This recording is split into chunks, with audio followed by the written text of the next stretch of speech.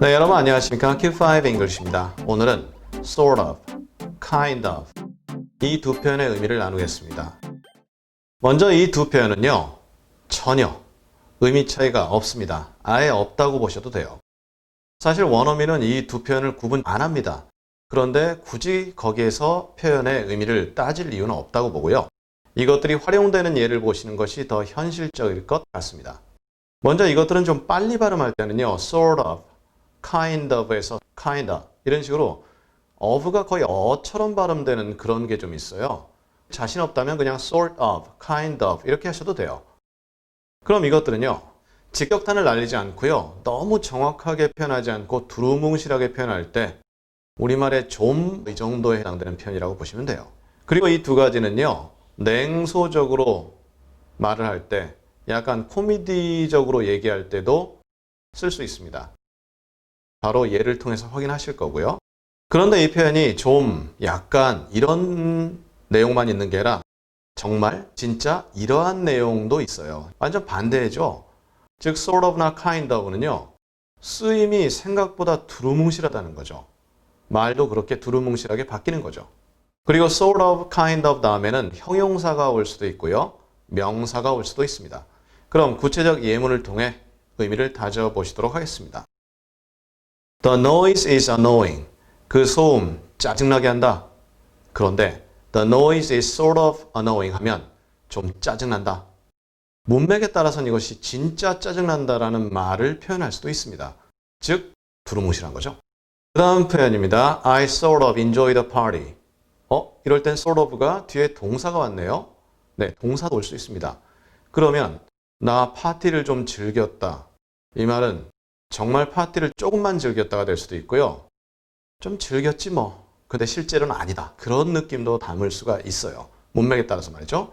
그래서 누가 이렇게 물어봅니다. Did you enjoy the party?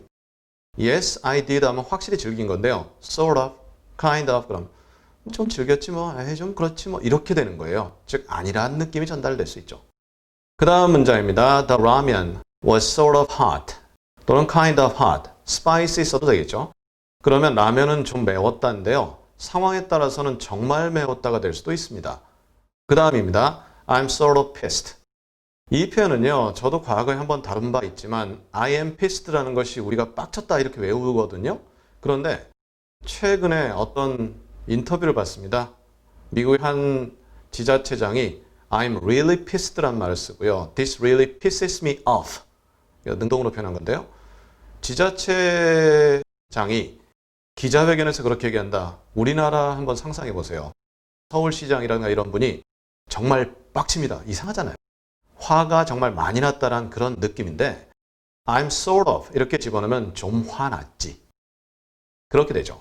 문맥에 따라서는 반대가 될 수도 있고요. 그 다음에요. It was kind of kimchi. kind 이렇게 해야 되지 않나요? 그럼 김치의 한 종류다 이렇게 되는데 그게 아니라 이런 식으로 어가 붙지 않는 것이면 좀 김치지 뭐.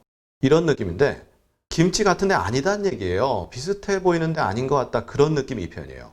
즉 외국에서 만든 김치입니다. 모양만 닮았고 아니면 국내에서 만들더라도 김치 맛을 잘 못 내는 사람이 만든 거죠. 그런 느낌이 It was sort of kimchi. 이렇게 표현할 수 있습니다. 그 다음에요. I spent this month sort of crying over the breakup.